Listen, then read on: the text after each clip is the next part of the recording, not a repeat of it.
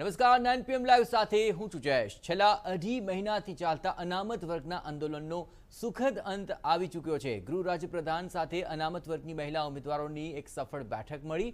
બેઠકમાં ગૃહ રાજ્યપ્રધાન પ્રદીપસિંહ જાડેજાએ 3 અઠવાડિયામાં ભરતી પ્રક્રિયા પૂર્ણ કરવાની ખાતરી આપતા LRD અનામત વર્ગની મહિલાઓનું આંદોલન સમેટાઈ ગયું।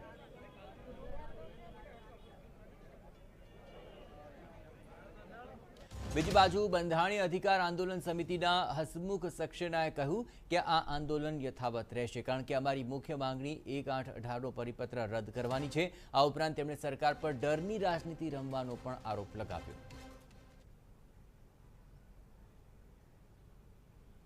LRDની સંપૂર્ણપણે તમામ બહેનો મારી સાથે વાત થયા બાદ અને માનનીય મુખ્યમંત્રી શ્રી વિજયભાઈ રૂપાણીએ લીધેલા નિર્ણય બાદ હવે એમણે મને ખાતરી આપી છે કે અમે અમારું આંદોલન સમાપ્ત કરીએ છીએ।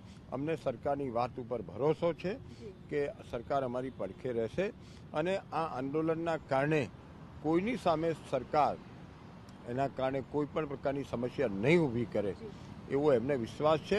એટલે સાચા અર્થમાં LRD વાળી બહેનો એ આમાંથી ઊભી થશે। અન્ય લોકો પોતાના રાજકીય આશયોથી કરે તો એ કરી શકે છે। અમે ફક્ત જીઆરને લઈને બેઠા હતા અને 3077 મહિલાનું મેરિટ ડિસાઇડ તે મુદ્દાને લઈને બેઠા હતા, પરંતુ સરકારે વચ્ચેનો રસ્તો કાઢીને કે આ પરિપત્ર LRD પૂરતો લાગુ નહીં થાય અને સીટો વધારીને અમને બાંહેધરી આપી છે કે 3 અઠવાડિયામાં અમે ભરતી પ્રક્રિયા પૂર્ણ કરીશું।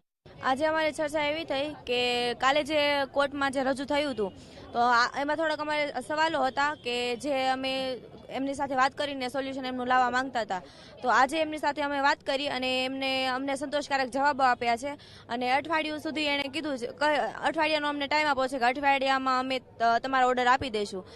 દીકરીઓનો જે પ્રશ્ન હતો એમણે આંટી હુટીમાં વકીલ બનીને ગેરમાર્ગે દોરીને એક ચિંગમ આપી દીધી છે।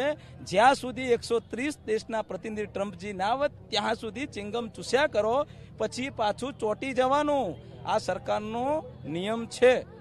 એટલે અમારું આંદોલન અહીંયા જે છે એ ચાલુ રહેશે, યથાવત છે જ્યાં સુધી પરિપત્ર રદ ના થાય ત્યાં સુધી।